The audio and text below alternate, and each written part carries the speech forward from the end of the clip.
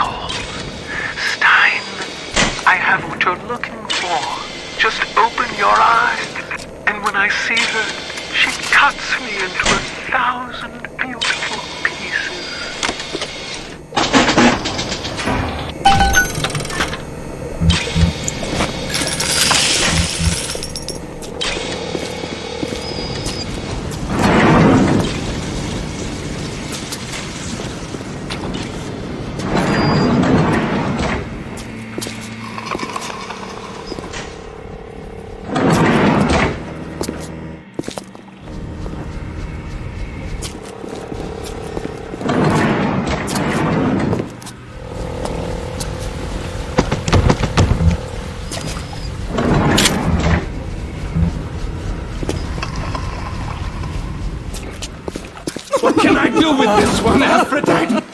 She won't stay still! I want to make them beautiful, but they always turn out wrong! That was too fat! This one too tall! This one too symmetrical! And now, what's this goddess? An intruder! He's ugly! Ugly! Ugly! Ugly! Look at you! Here he is!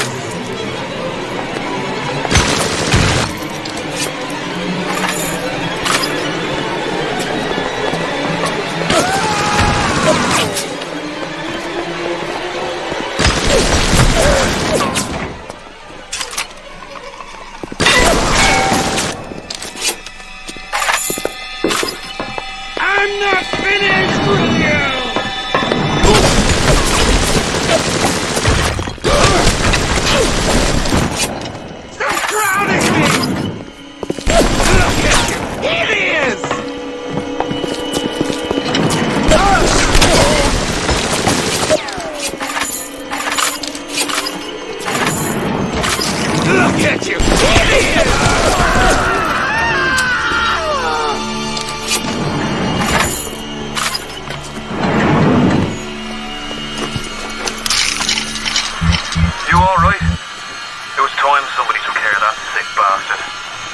sure you get the key off Steinman. Head back to emergency access. I'm working my way to the backside of Port Neptune myself. We'll get there soon enough.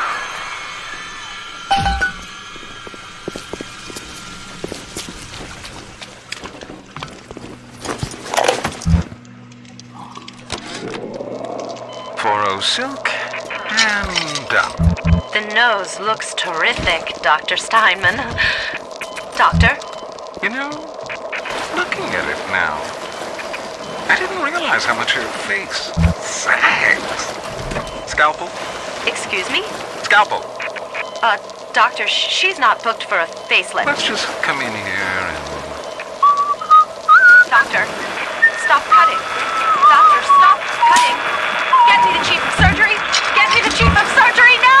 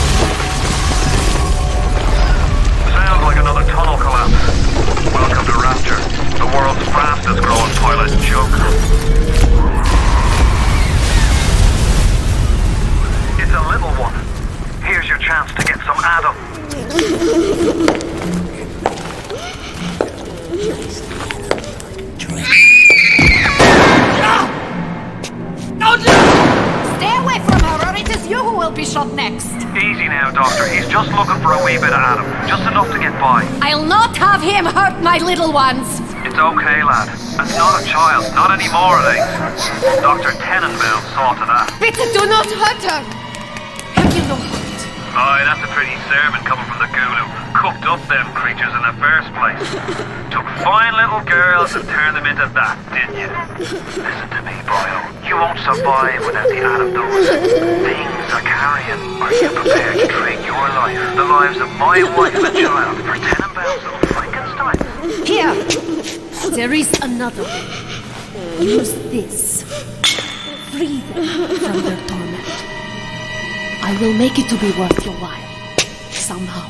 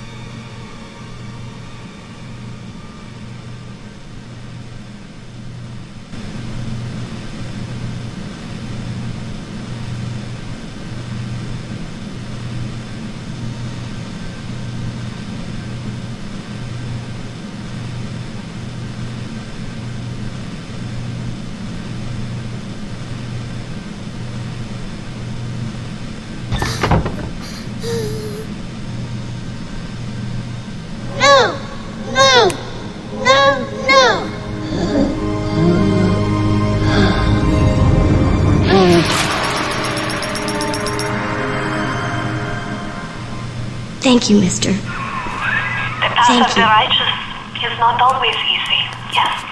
The reward will become clear in time. Be patient. Time for a nap, sweetie. Tenenbaum's playing you for a sap. Those things may look like wee little girls, but looks don't make it so. You need all the Adam you can get to survive.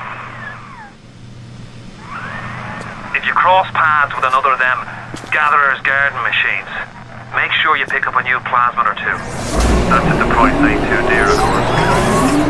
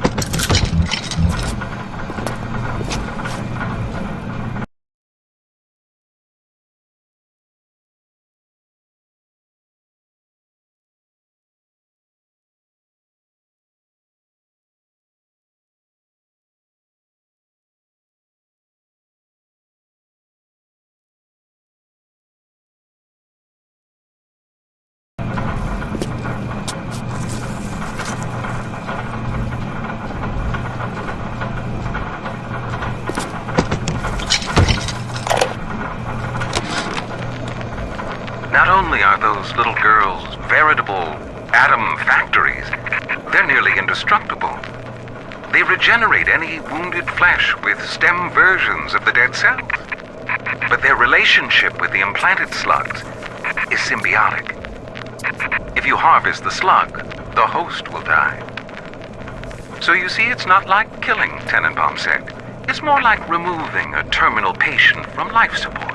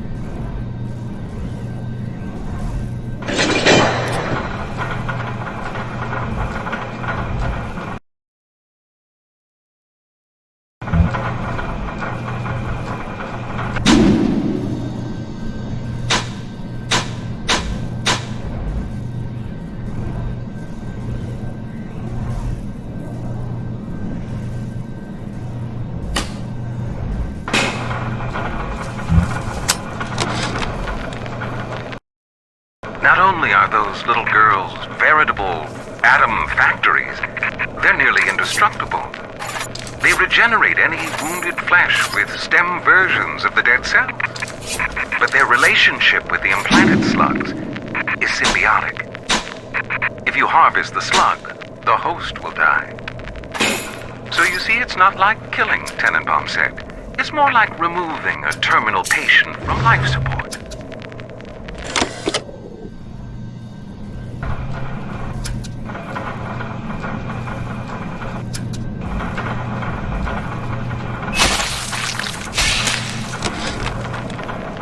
Not only are those little girls veritable atom factories, they're nearly indestructible. They regenerate any wounded flesh with stem versions of the dead cells.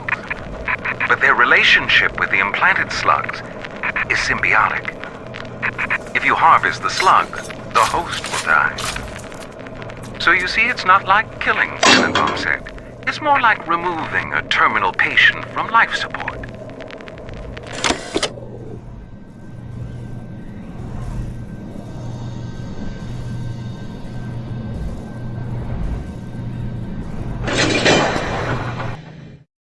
BioShock was groundbreaking in many regards when it released in 2007, though fundamentally it shared many consistencies with Irrational's System Shock series. What elements of System Shock translated into BioShock, and what was refined, altered, and innovated upon to create the world of Rapture? Let's take a look at the long road from System Shock to BioShock.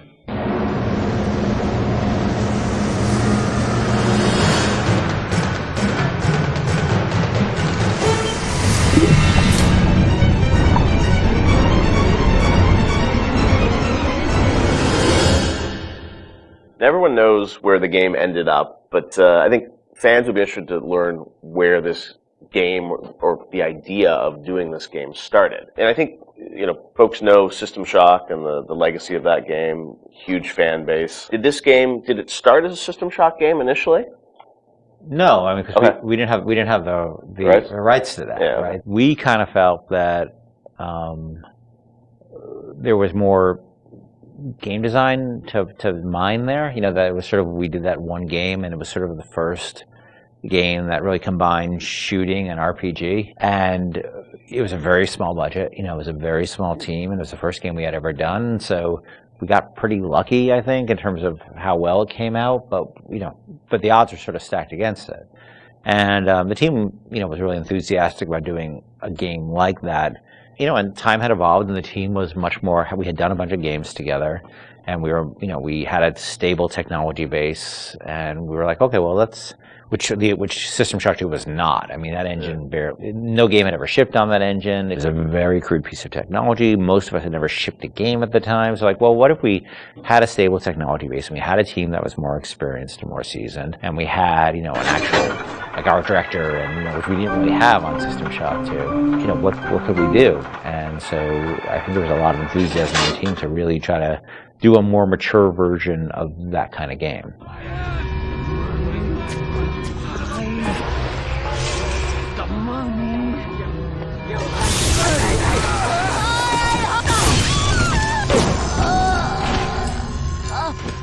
This is before we had sold the company to Take-Two, and we were an independent developer, right? We were sitting there, we were using the money we made from other development deals we had, and we would try to scrape together whatever time and money we had to work on this thing. And it was not actually something I was particularly keen on doing. The team was much more keen on doing a sort of a System Shock-ish game than I was, because... As you were pitching, right? Like System Shock 3 at one point, right? Well, I mean, there was an actual System Shock 3 that we were pitching back in the day when we were right after System Shock 2, but that never happened. Right, yeah. We couldn't get anybody interested, because System Shock 2 sold like 5 copies, right?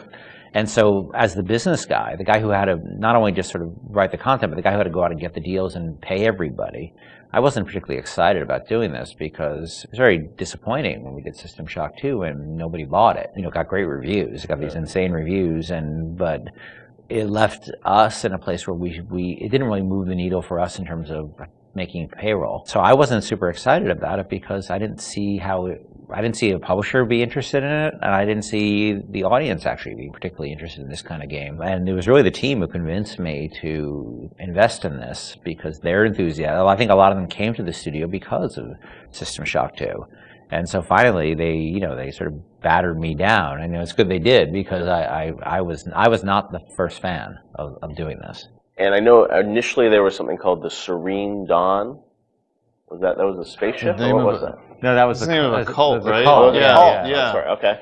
That one's, I think, been lost to the... If I remember correctly, Serene Dawn was a cult. You were playing as a deprogrammer that was infiltrating the cult, and your name happened to be Carlos Coelho, who was one of our programmers at the time. It's named after him, yeah. Then there was a story notion that I always really found interesting, which was that you have these cults, and you have sometimes people, these sort of characters who really live on the edge of the gray morality, which is these guys who come in and essentially kidnap people out of these cults or rescue them, depending on how you look at it. Because what it really is, from a functional standpoint, it's a kidnapping, right? You're coming to an adult and you're saying, you know, you're hired by their parents or whoever, and this was in the story, it was like a senator whose daughter joined one of these religious movements called the Serene Dawn, you said? Yeah, Serene Dawn. And I always thought that was a really interesting tension of this hero who's basically a kidnapper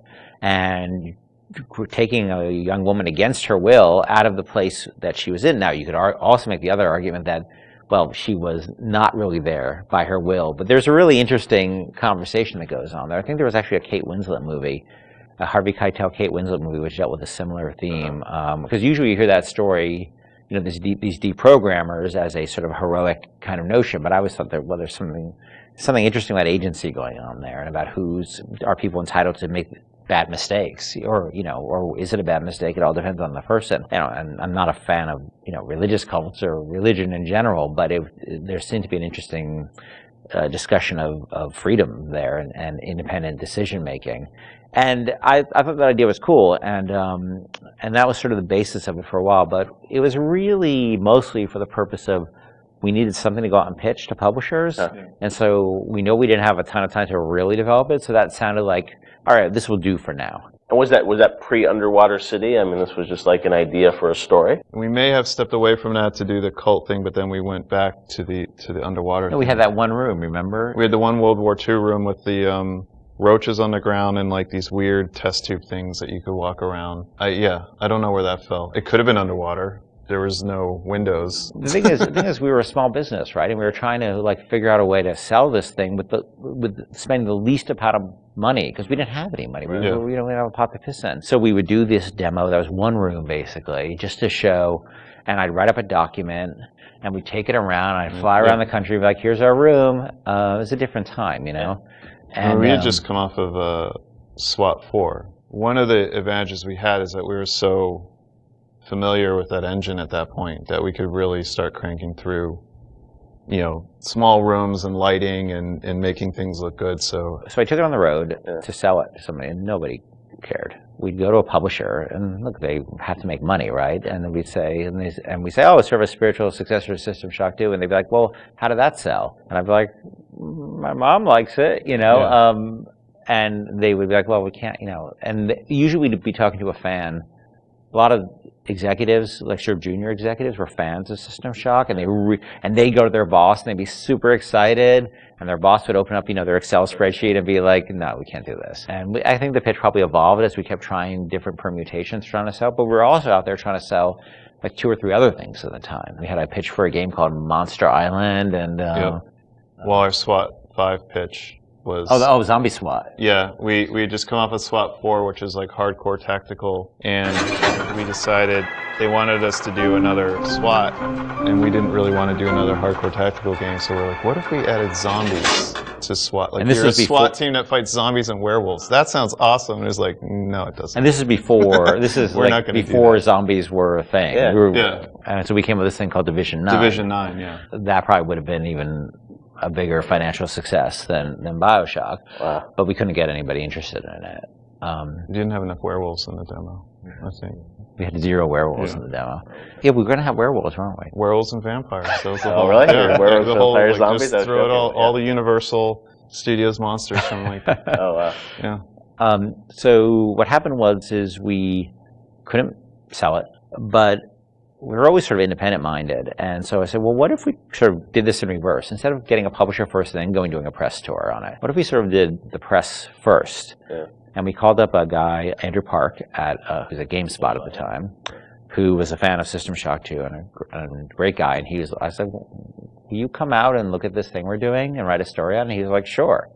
And Andrew flew out, and we showed him what we had, which is this very, very rudimentary thing about an underwater base. And he wrote up an article and sort of featured as that this is the spiritual successor to System Shock 2. And the next day, the phone started ringing from publishers who now all of a sudden saw the article was getting all this pickup and all these comments, and people were excited.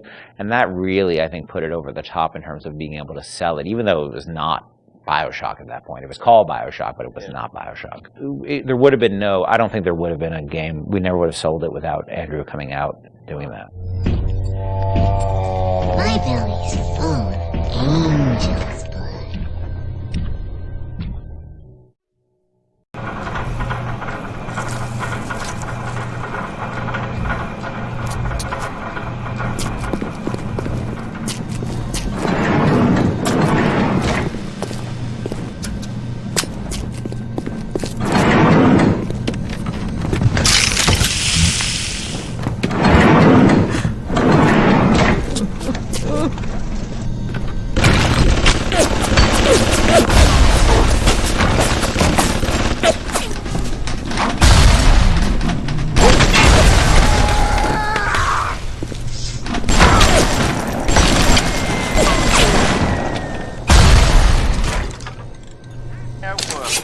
Yes? They're out.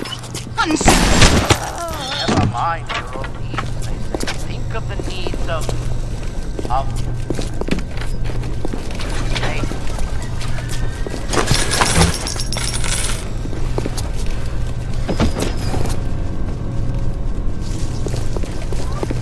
How many catastrophes were launched yourself?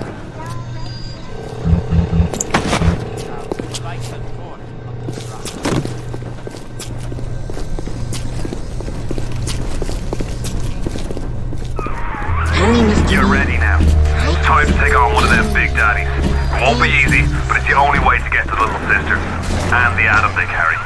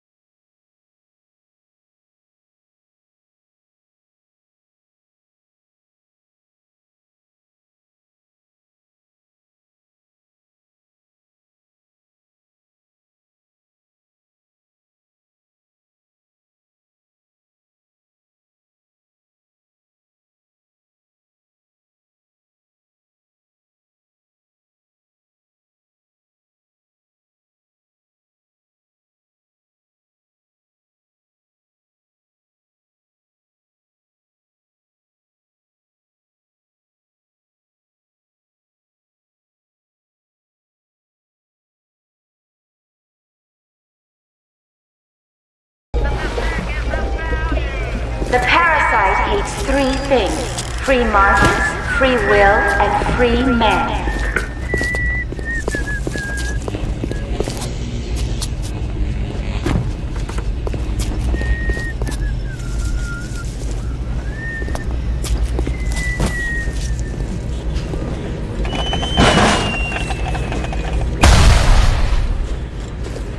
I promise!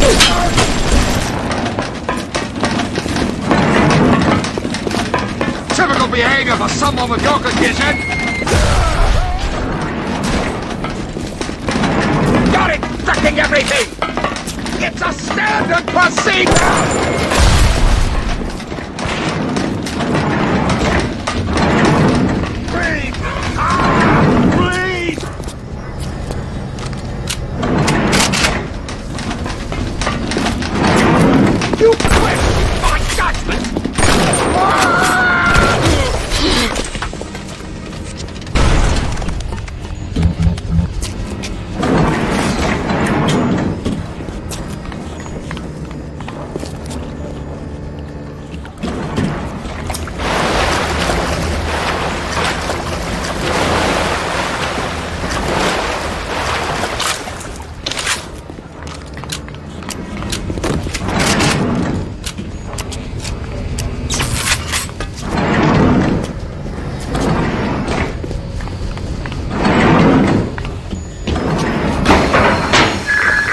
Alert deactivated. Thank you for your patience. I don't know how you managed it, but you did. Come through to Port Neptune now. I'm looking forward to shaking your hand.